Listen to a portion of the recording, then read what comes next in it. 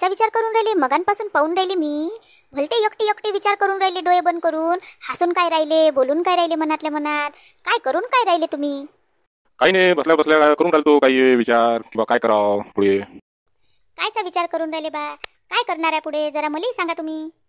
काही नाही बा, असा विचार करून राहिलो की वावरातलं झालं आपल्याला एवढं काही पुरून नाही राहिलं, नाहीतरी आपण वाव करूनच राहिलो, तर मग त्यासोबत जोडधंदा बी पाहावा एखादा. तर माझ्या डोक्यात असं आलं की आपण 5-6 म्हशी घ्या आणि मस्त त्याचं दूध, ताक, तूप, लोणी, पनीर विका आणि मग मस्त आपल्याला पैसा बी भेटत जाईल.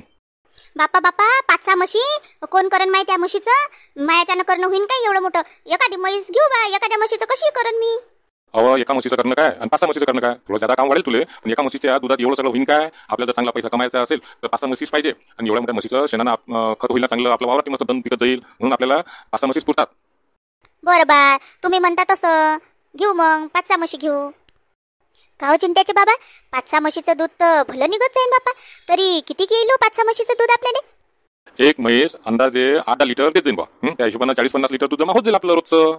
चिंट्याचे बाबा, आपण नाही का दूध नाही विकत जाऊ, त्यापेक्षा त्या दुधापासून दही बनवत जाऊ, काही पनीर बनवत जाऊ, मी तूप काढत जाईन, मग असं हे सगळं विकत जाऊ आपण. त्या दुधापेक्षा याले जादा भाव आहे ना.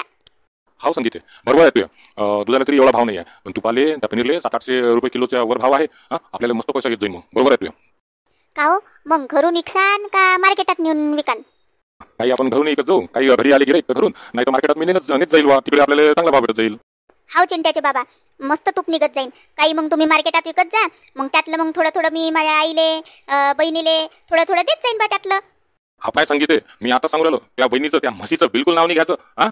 एका म्हशीला दुसऱ्या म्हशीचं दूध तूप लोणी चालते काय? त्या बहिणीला बिलकुल यातलं एक थेंबी त्या द्यायचा नाही, आता सांगून राहिलो. काऊन नाही द्यायचं माया बहिणीले? आणि माया बहिणीने काय तुमच्या घोड्याच्या जिबा कापल्या हो? नाही द्यायचं म्हटलं त्या बहिणीला तर बिलकुल नाही द्यायचं. आता माझं तोंड नको उघडू तू. एक सांगू राहिलो, तुला एकदा सांगितलं ना, बिलकुल डबल तिचं नाव काढू नको.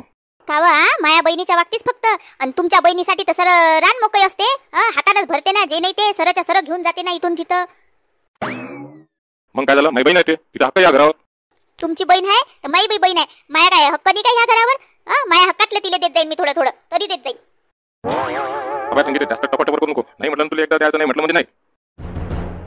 असे कसे तूप नाही देत माझ्या बहिणीले, तर पाहूनच घेतो. आता तर भांडण झालं तरी बेटर.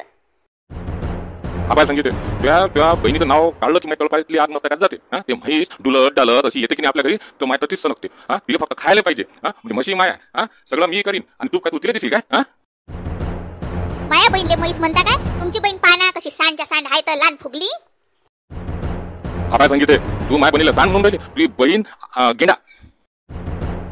माया बहीणले गेंडा म्हणता काय? तुमचीच बहीण आहे डायनासोर. काय बाबा, तुम्ही कोण भांडून राहिले एवढं जोर ना? बाहेर पाना गल्लीत पुरे लोक जमा झाले. हे तुझ्या बाबाले सांग.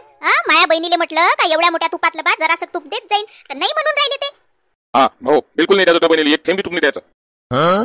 आई त्या काय म्हटलं आता? एवढ्या मोठ्या तुपातलं थोडंसं तूप मावशीले? आपल्या घरी एवढं मोठं तूप कधी आणलं बाबानं? तुझ्या बाबानं कायले आणलं रे एवढं मोठं तूप? आपल्याच घरच्या दुधापासून बनवलं ना त्याचं तूप. आपल्या घरी एवढं मोठं दूध आहे, त्याचं तूप काढलं त्या? एवढं मोठं दूध कुठून आणलं?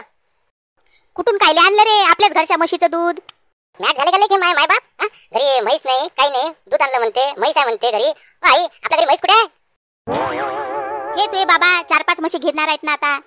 घ्या आता, म्हणजे 4-5 म्हशी बाबा घेणार आहेत. आणि त्याच्यावर आता भांडण चालू केलं म्हणजे अजून म्हशी घेतल्याही नाही, त्याचं दूध काढलंही नाही, त्याचं तूप पी काढलं नाही, आणि त्यातलं त्या तूप मावशीला देतो म्हणली आणि बाबा नाही म्हणून राहिले, आणि म्हणून तुमचं भांडण चालू आहे. बाबा देवा देवा, काय म्हणा माय बापाले पागल झाले रे बापा हे. अजून काय कशातच काय नाही, चालले मजले बांधायले.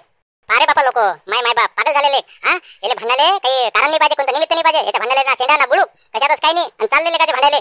असे माय बाप बापा देवा पांडुरंगा काय म्हणा येईल आता.